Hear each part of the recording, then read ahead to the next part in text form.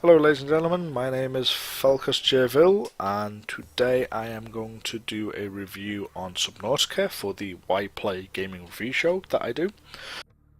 Give you a little bit of information about Subnautica. It is a single player game, early access on Steam, came out in 2014, it's now 2016, it's gone through a number of updates. The game basically is a exploration survival game. You have survival elements where you have to gather resources, but you also have to explore the world that you're sort of on and discover secrets. I won't go too much into its mechanics. It has quite a lot of them. I'll try and show you them with some gameplay. So the way I do my reviews is I review things on certain game mechanics. It's UI, it's gameplay, it's not so much graphics but story and elements that basically make up a game and make it enjoyable. For this, the main menu is perfect. You have a simple UI. Over here in the top right hand corner you get like the early access development builds, the date. Down here you actually get to see your graphics card and some developer news, so you can actually see like what they are currently working on, troubleshoots if you need to troubleshoot stuff, and some other various things. You have new game, options and quit. In the options we basically have three different things that you can choose from. You can choose from your controller settings, your keyboards, and the presentation itself, where you can change the resolution and graphics and such. And then we actually have new game. There is you do get load. There is save options. You do get to load the game, but I deleted my game save so I can start from scratch. There's a number of game modes you get with the game. You actually get survival mode, freedom, hardcore, and creative. And these are pretty much your standard game modes that you get in these type of survival exploration games. You get survival mode where you have to gather resources and manage your hunger and thirst. Freedom mode is pretty much the same. You can still go and survive and dangers of the world and environmental hazards and such, but you just don't have to eat and drink. You can just build and survive the actual environment. Hardcore mode is just hell on earth. You have one life and if you die you lose everything and you have to start from scratch. And then creative mode is kind of like the Minecraft style where you are God and you can just explore and there's no repercussions or anything. So we're going to go with the story, and there's no story mode in creative mode as well, so you don't have to worry about anything. We'll do survival so I can show you that. Now while the loading screen is loading up the game and stuff, I'll just give you a little bit of background about the game. Even though it looks like sometimes in loading screens it crashes, it isn't. It's just loading up a large amount of stuff, so bear with it. You play an engineer or explorer on a mining vessel called the Aurora. Your mining vessel is damaged and you crash land on an aquatic planet and you have to survive and gather resources in order to live. Some elements I'm going to leave out for players to sort of discover on their own when they buy the game. The game is immensely large. I'm not going to get through everything in 30 minutes or a little bit over 30 minutes, but I will try to get through as much as I can. Now, as I said, while this game is mainly about exploring and base building, it does have small story elements in the form of audio / data pads, diaries, where you get to read the logs of people who have been there before you. I'm not 100% sure if these are people who are from the Aurora and they've died and you sort of woke up a couple of weeks later, and the story is hazy. They haven't actually exactly put a story together. This game is single player mode, so there is no multiplayer.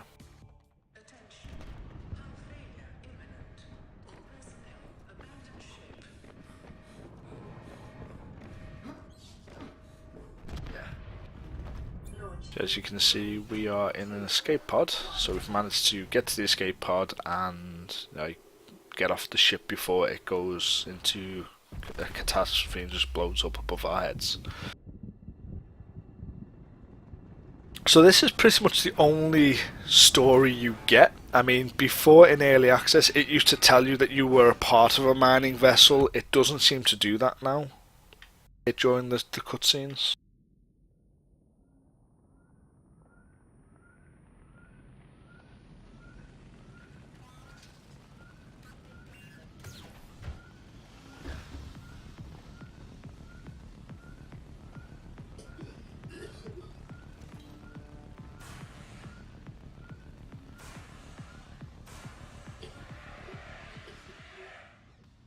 Hooray, I've stopped the fire. Greetings, survivor. Great job not dying. To assist you in further survival in emergency situations, you have been issued this personal data assistant. The interface visible now will organize your inventory, display currently available construction blueprints, and holds other valuable information. Please take a moment to familiarize yourself with it.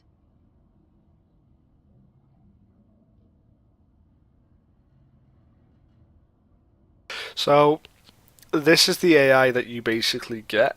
You can initiate the broadcasting. You do get little things that pop up here that tells you cause unknown, 0 human life signals detected in 100 range. Time 3 hours since planetfall. Life pod conditions secure. Communication offline.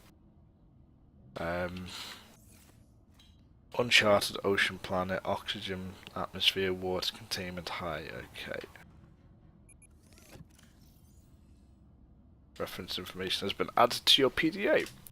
So as I was saying before, there isn't really a story, and I would have liked the AI to have been included a little bit more with the player. Maybe, like, you know, have the player actually physically talk to the AI.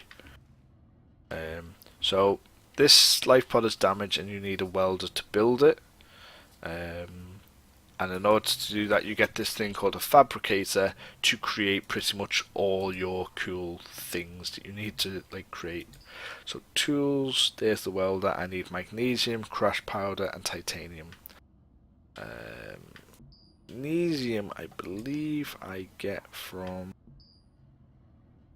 salt deposits, and I need 3 of them.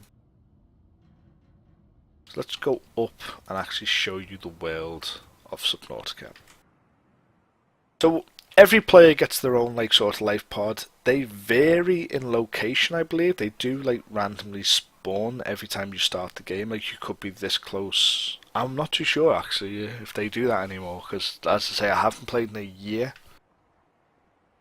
So on the left hand side you can see the UI. The UI is dead simple, by the way. Top you have your depth, early access in the top right hand corner, and then you actually have your oxygen level, health, hunger and such. This little data pad is basically where you get all the story and things to do. So your survival checklist. Technical teaches you about the equipment and tells you all about stuff like that. And data downloads. This is life pods were equipped with fabricator. Yeah, I've gone through that. This is basically the story parts. Increased local radiation levels. Trend is consistent with ongoing degradation of the Aurora's dark matter drive core due to damage sustained during collision. Continuing to monitor. So that huge ship over there is the Aurora. We can actually go over to it, but we can't get inside it at the moment because it is damaged. And basically, as you just heard there's a dark matter core that's about to explode. There is a scripted event. As I said, there isn't very much in the way of story mode. Everything is scripted at the moment. You find data pads, you read them. The Aurora itself, I know they're planning to do more with it, but it will basically explode and then you can get inside it. Okay. So we have Break limestone.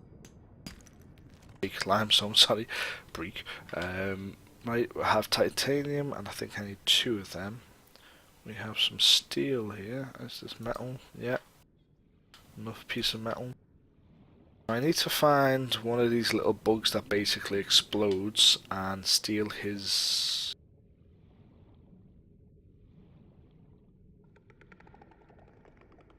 Okay. Emergency. 10 seconds of oxygen. Wow.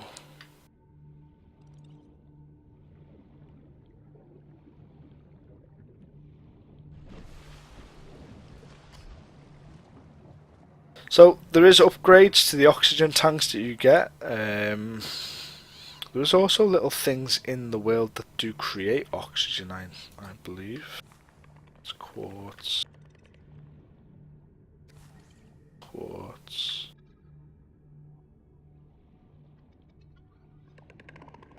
This is a cave.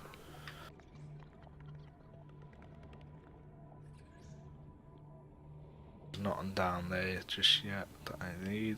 Just need to go and get some more oxygen. Emergency. 10 seconds of oxygen remaining. It does become annoying.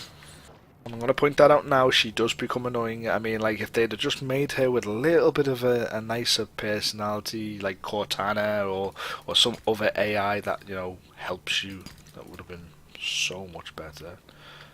Up titanium. I need to pick up salt.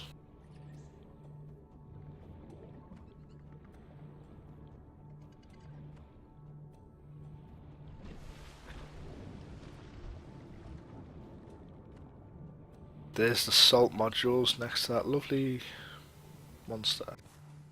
One. Oh, wonderful. Two. And this was the little thing that I was telling you about that creates oxygen that you can sort of lean next to. Alien eggs.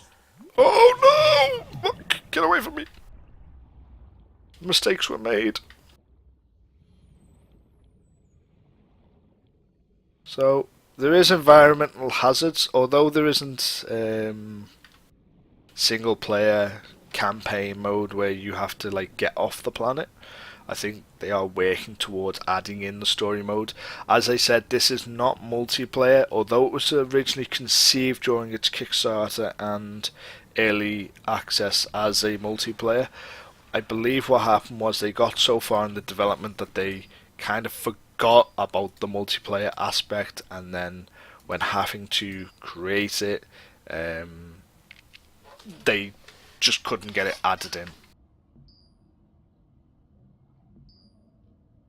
Magnesium. Oh, I need 3.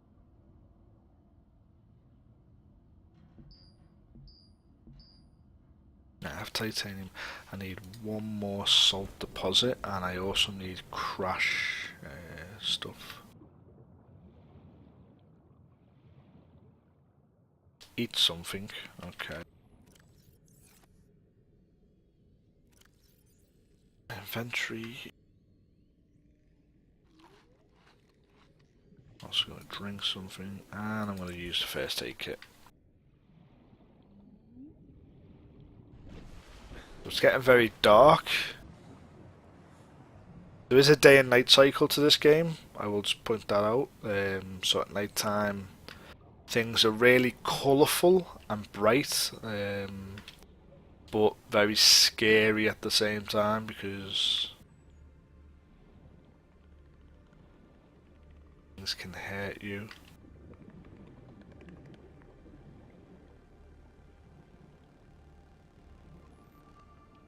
Nighttime approaches.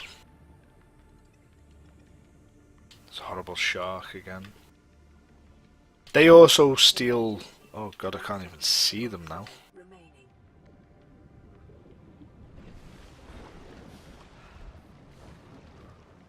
There is bigger monsters in the game, I will just point that out. Like really large, horrifying monsters.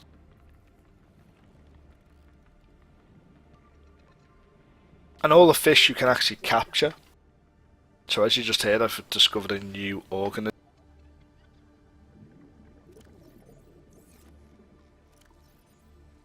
I believe I can eat this and it gives me more oxygen, yeah.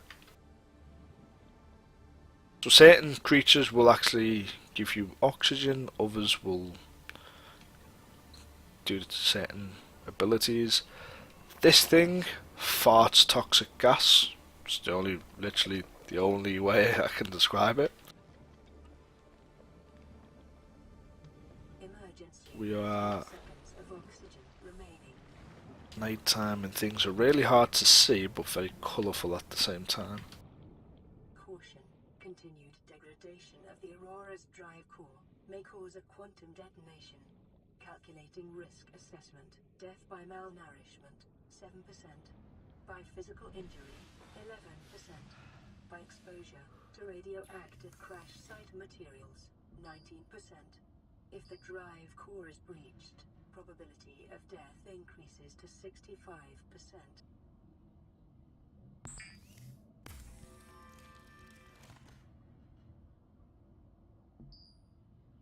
So, that little announcement that you heard there is pretty much the only sort of story mode that you get with this game, which is the little Aurora ship is about to go critical. You have to basically create a radioactive suit, swim over, pass all the life forms, and get onto the ship and repair the ship's radioactive drive core and stop it from leaking. And then eventually, over time, I believe the area starts to clear up.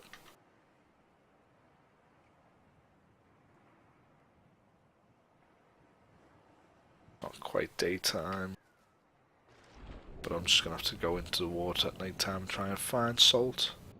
You have these things as well, which are like cubes that you can scan. You get like a scanner and they give you blueprints to unlock better things. So I'll just go through the blueprints really quickly. Here's all the blueprints, and I found 0 out of the CMOF. There's the radiation suit. There's 0, there's different things that I can actually build. Emergency. 10 seconds of oxygen remaining. The log. So when I pick up data logs and such, they all appear here, and when the computer talks to you, you'll see that here. As I said, I just would have liked the computer to have a little bit of a personality and sort of meaning in the game, rather than just, being there. You're going to die.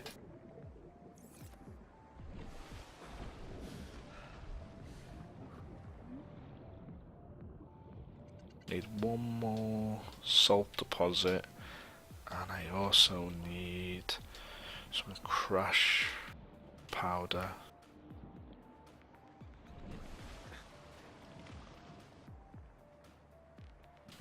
Don't want the quartz just yet.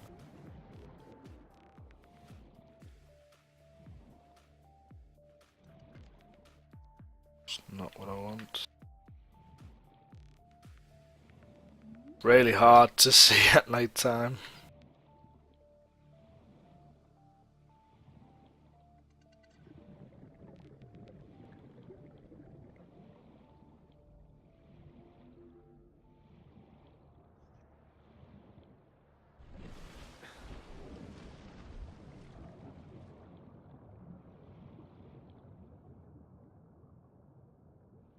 Oh, come on, salt. Another air cube there. Is that the solar panel? Nope, sea glide fragment. Nice. Oh, the sun is coming out.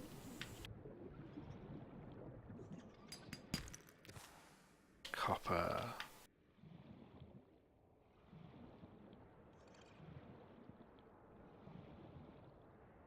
Emergency. Salt. Of oxygen. Yay, now we have free salt. Now, the fun part. We actually have to find these horrible little monsters that explode in your face.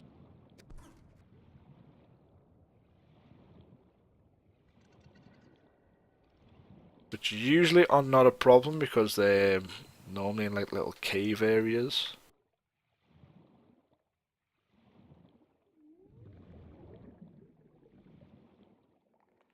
Such as this place. Let's see if we can find one. On exploding monster things. Emergency. There we go. Seconds of oxygen remaining. Crash powder. Oh, I'm not gonna get up to the oxygen in time. Am I? Oh, I just managed it. Thank God for that. Nearly drowned. Now, in survival mode, in hardcore mode, if you die, that's it. You literally just lose everything. In this mode, I believe, as long as you have things in containers and stuff, you will basically get to keep them. You just lose stuff that's on your inventory. But things like when you build a base and lockers and ships and stuff, and you store items, they will all be, as you just seen there, inventory secured. So when you come back into the life pod, it sort of saves your inventory and stuff. But if you're out, then no, that's it, gone. So the Fabricator, as I was saying before, it can create various items that you're going to need in your survival. You have resources and you have basic materials, so like iron bars, fibers, glass, bleach, magnesium, which we're going to create our welder.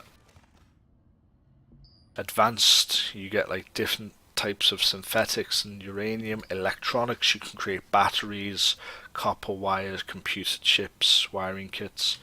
Sustenance, because I now found a fish, the datapad will scan the fish and tell you exactly what it can do. So I can cook food and I can cook an air sac and it will give me, various things, or I can cure it. Water, I can create water with an air sac and such. Bleach. So here's the thing.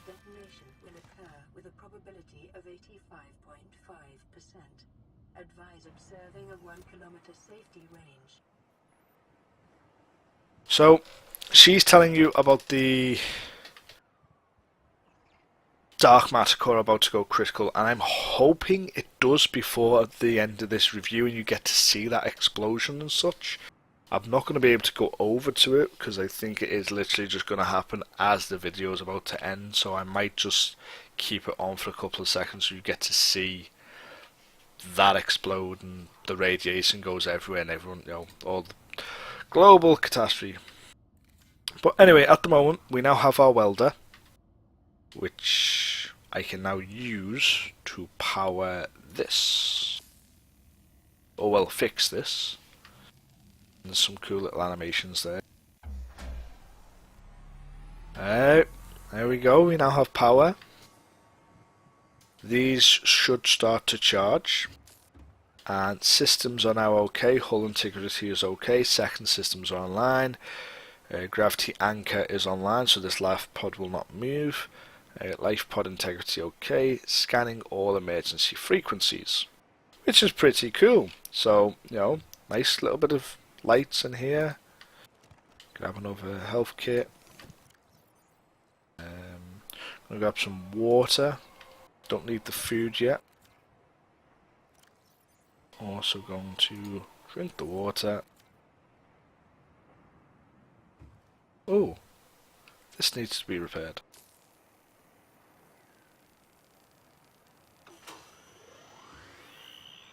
Ooh. So we have a communications relay.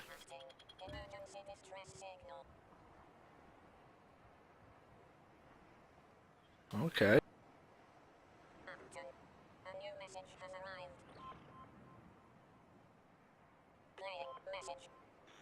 This is an automated bounce back from the Aurora mining vessel. Your distress signal has been received.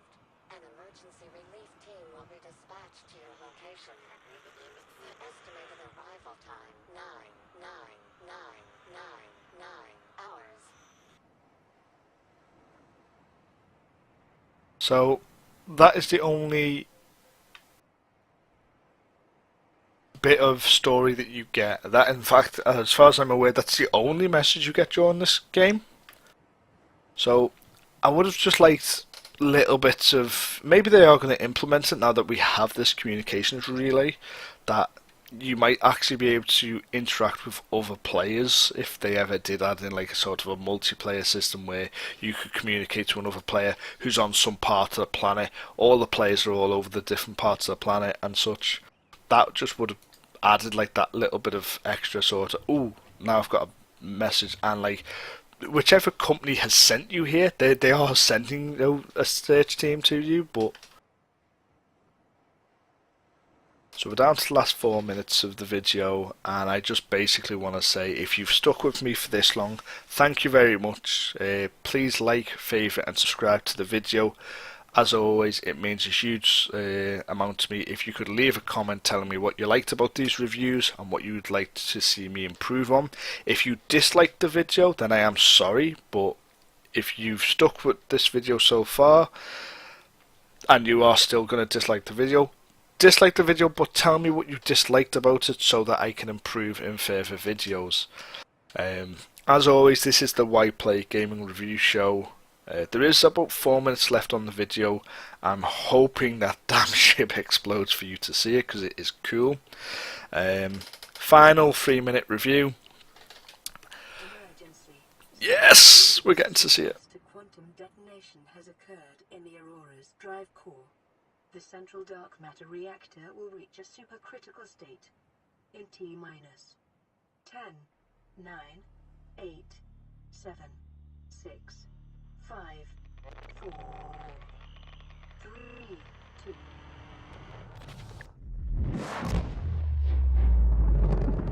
There we go, ladies and gentlemen.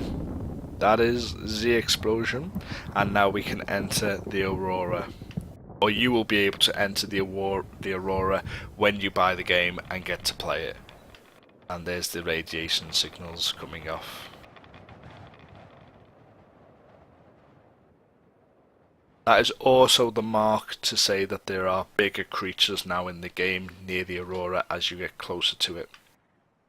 As I said, thank you for watching this video. Please like, favourite, subscribe and comment. As always, I will be trying to put these out every Wednesday, different gaming reviews. I'm going to try and keep a schedule. I might not, I may fail in that, but I'm going to try and do some more gaming reviews, and I might put out a few videos of me playing Subnautica. So keep coming back to the channel and checking that out. This has been Subnautica, early access on Steam. I highly recommend picking it up. It's a nice little time waster, bit different to usual survival games, a little bit more chilled out and relaxed. A lot of improvements that are weirdly enough coming into the game by the development team, so I am happy that they are doing that. Yeah, that's been Subnautica for you, ladies and gentlemen, and I hope you enjoyed the video.